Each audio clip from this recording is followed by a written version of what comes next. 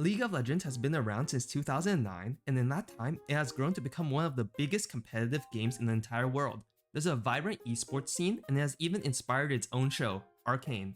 But if you're just starting out, I know it can feel overwhelming. There are champions, turrets, and so many other mechanics for you to learn. Today, I'm going to teach you everything you need to know so that you can hop into your first League of Legends game with confidence. So without further ado, let's get you indoctrinated into the cult that is League of Legends. You spawn in your base to the sounds of the iconic. Welcome to Summoner's Rift. In your fountain, you'll quickly regenerate your resources, both your health and your mana. There are 3 primary lanes in League of Legends. There's the bot or the bottom lane, the mid or the middle lane, and the top. Well, just the top lane. I know, they weren't very creative. There is some grassy area in the middle, but we'll get into that later. The objective of the game is simple. Push minions down a lane, kill the enemy minion wave, hit their towers until they explode, and bang bang boom, you reach their nexus and you win the game. Firm handshakes all around. Nice. However, the game is clearly not that simple. Let's get into those towers that will stop you from reaching the enemy nexus. There are 2 turrets on the outside of every team's base, called the Tier 1 and Tier 2 turret respectively. Then, inside the base, there are 3 inhibitor turrets and 2 nexus turrets. Turrets are able to do a huge amount of damage to your champion, so be careful not to get hit by one. In order to safely destroy a turret, you gotta bring minions. That's because towers prioritize hitting minions before they hit champions. However, if you start hitting an enemy champion under their turret, the turret will immediately switch to prioritize attacking you, so be careful in those situations. Next up, we got inhibitors. Inhibitors are a structure that spawns super minions when destroyed. What are super minions, you might ask? Well, they are minions that have more health and do more damage, making them an excellent tool to help you push into the enemy base. Sometimes they can even end the game on their own. An interesting fact about inhibitors is that they do respawn after 5 minutes, which might result in moments like these, where Death barely fails to kill the Nexus because the inhibitor has respawned, making the Nexus invulnerable once again. Next, we gotta talk about abilities. Your champion has 4 abilities, tied to the buttons Q, W, E, and R. We also see our health and mana displayed. However, there are some champions with exceptions. There's Rengar, Viego, and many others. To gain access to these abilities, we're going to have to pull a Sun Jin Woo. That's right, we're going to have to level up. This guy stinks! You spawn in your base at level 1. At level 1, you only have access to 1 ability. You gain access to the other abilities by gaining experience, by killing anything, like minions, monsters, wards, or Tulsi Gabbard's dog. A key leveling point is level 6, where we gain access to our ultimate ability. This ability is really strong, but can only be leveled again at levels 11 and 16. For most champions, casting spells do cost mana, and they come with cooldowns, so you can't go casting them whenever you want. But you shouldn't forget that your champion also has a passive. This is an ability that is always running in the background. For instance, Seraphine has a passive that allows her to double cast every 3rd ability. Each champion also has access to 2 additional abilities called Summoner spells. These are tied to the buttons D and F. For instance, there is Flash, which allows you to blink a short distance to run or chase enemies. It also has some interesting uses. Ignite, which burns them for some damage, and applies a debuff to them that reduces their healing. Ghost gives you the zoomies, and allows you to run faster for a couple of seconds. Heal is kind of self-explanatory. It gives you and the ally a little bit more health and a small burst of movement speed. Exhaust is every ADC's worst nightmare. It makes your champion move slower and attack slower as well. Barrier just gives you a slight shield, very simple. Teleport allows you to travel globally across the map. Click on the ally structure and you will teleport there after a short channel. Cleanse allows you to break out of crowd control, more on that later. Last but not least, there's Smite, which is a jungle specific tool. I'll get more into that later. Summoner spells are powerful tools that do come with really long cooldowns, so you gotta use them wisely. Please don't go flashing into walls. Pressing B allows your champion to use an ability called Recall.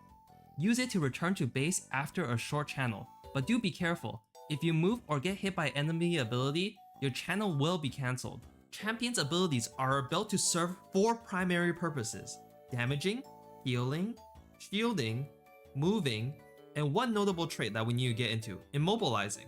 This is known as crowd control, which I brought up earlier with Cleanse, and is also known as CC for short.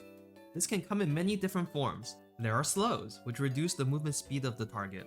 Silences, which prohibit the target from casting abilities. Roots, which stop the target from moving altogether. Fears, which forces enemies to move away from you slowly.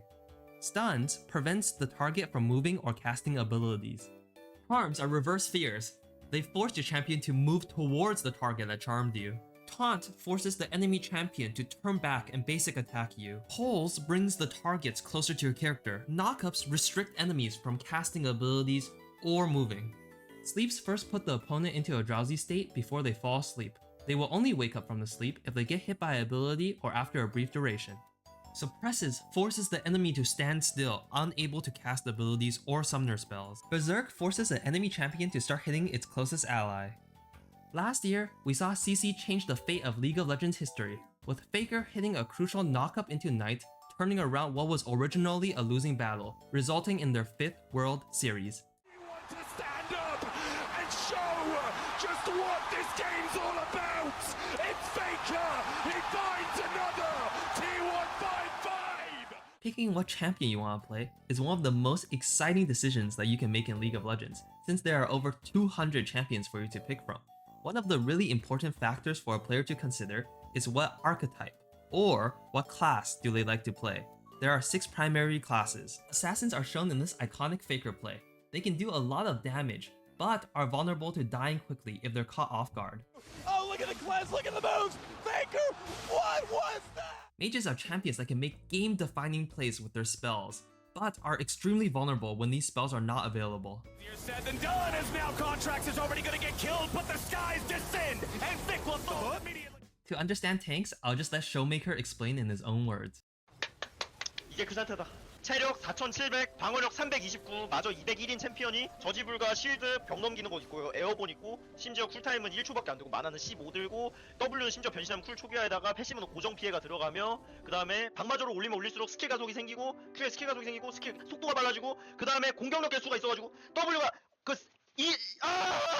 All I have to say, tanks are supposed to be good at taking damage, but not good at dealing damage. Bruisers are champions that thrive in all sorts of scenarios. They don't have as much damage as a mage or assassin, or as much health as a tank, but they have a good mix of everything, a true jack of all trades.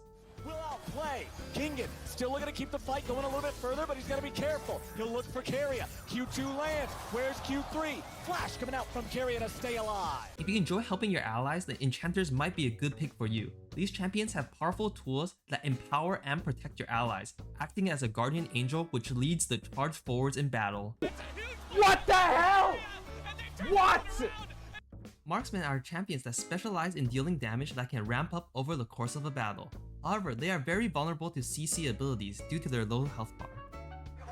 Kills everybody. They've got 3. Impact goes down, and Ace for TSM. Double lift turns around the fight, staying alive, so much patience, bides his time. As League of Legends has evolved over its lifespan, these champions have found the place on the map where they belong. This is called their role. In the top lane, we'll see champions like Garen and Darius. These champions are characters with lots of health and are very tanky, so bruisers and tanks are the role that primarily thrives here. Assassins and mages like Azir, Orianna, and Zed are champions that thrive in the mid lane. These champions have really powerful spells that can help turn team fights, so being located in the middle of the map allows them to rush quickly to wherever they're needed the most. In the bot lane, we'll see marksmen and mages like Vayne or Ziggs.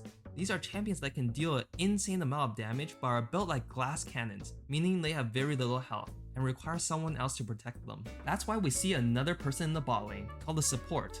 This is primarily based on enchanters and tanks, such as Alistar, Soraka, or Thresh.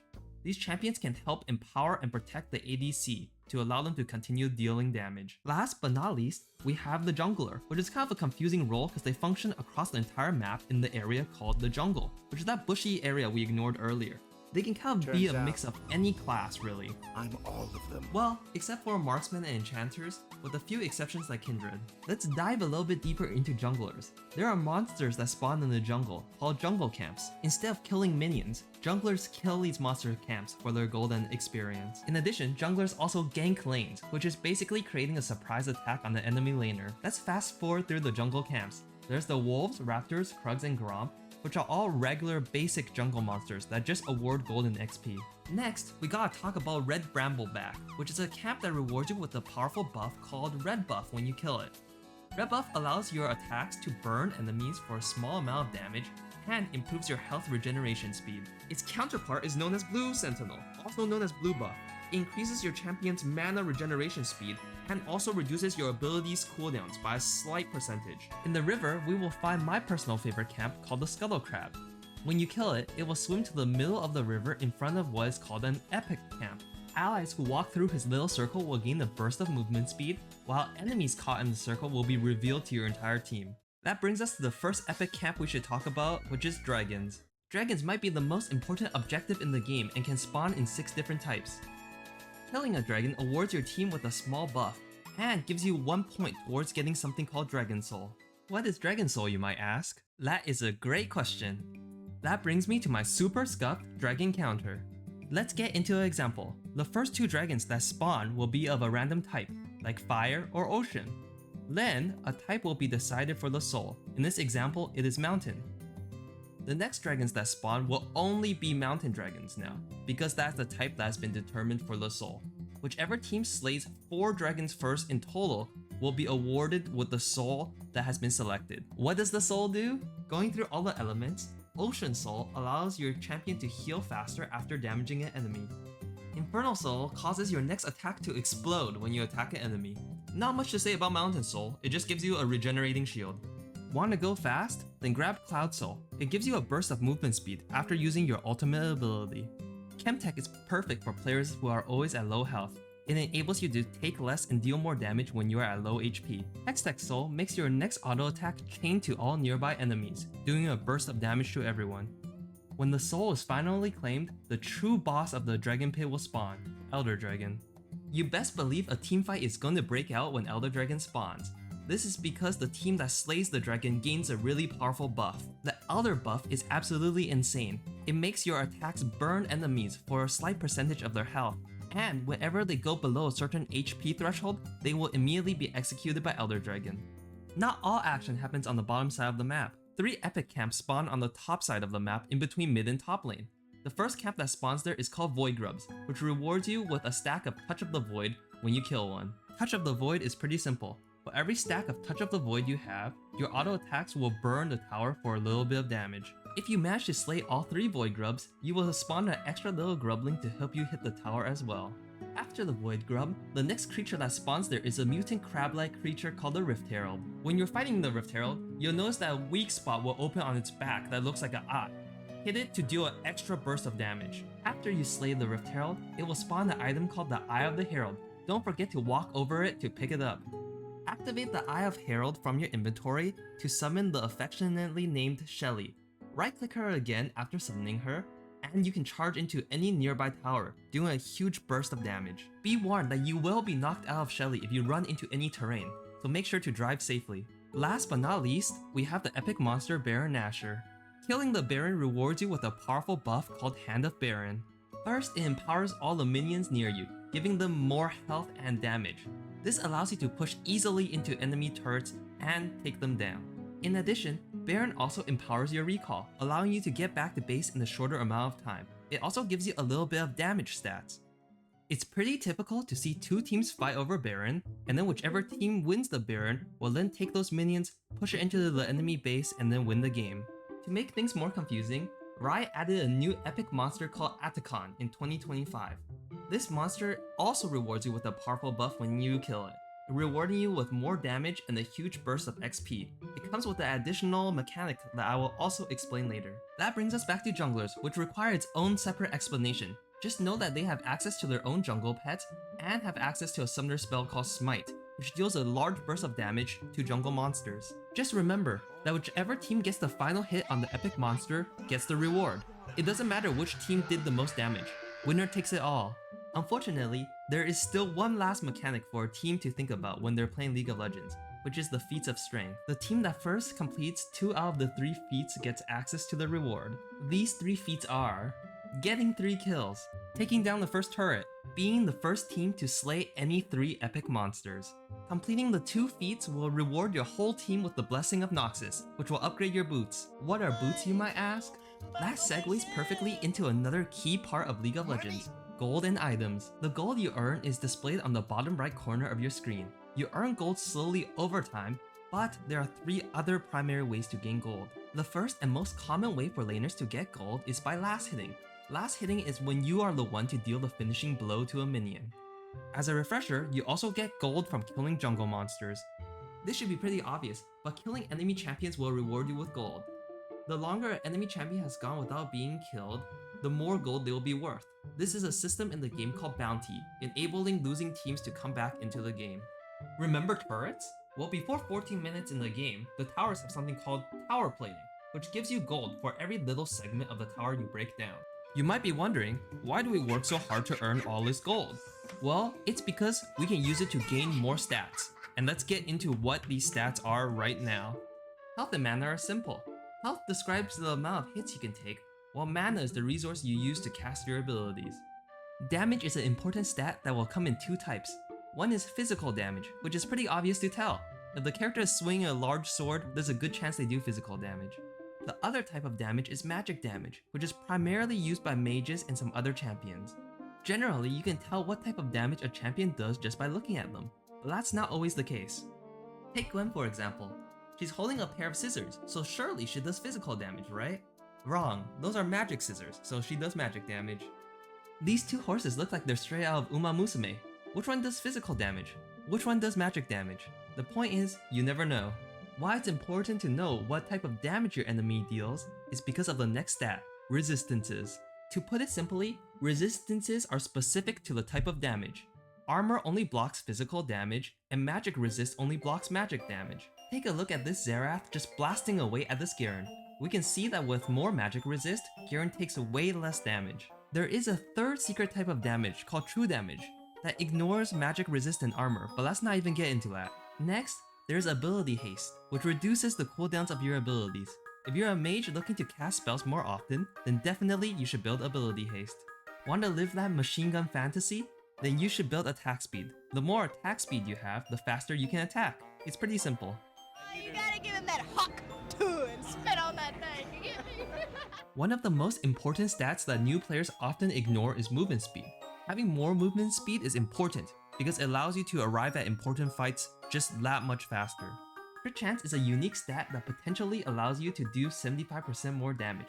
Crit chance can go all the way up to 100%, meaning at 100% crit chance, every single attack you do will do 75% more damage. There are other stats like lifesteal and range, so go explore those on your own time.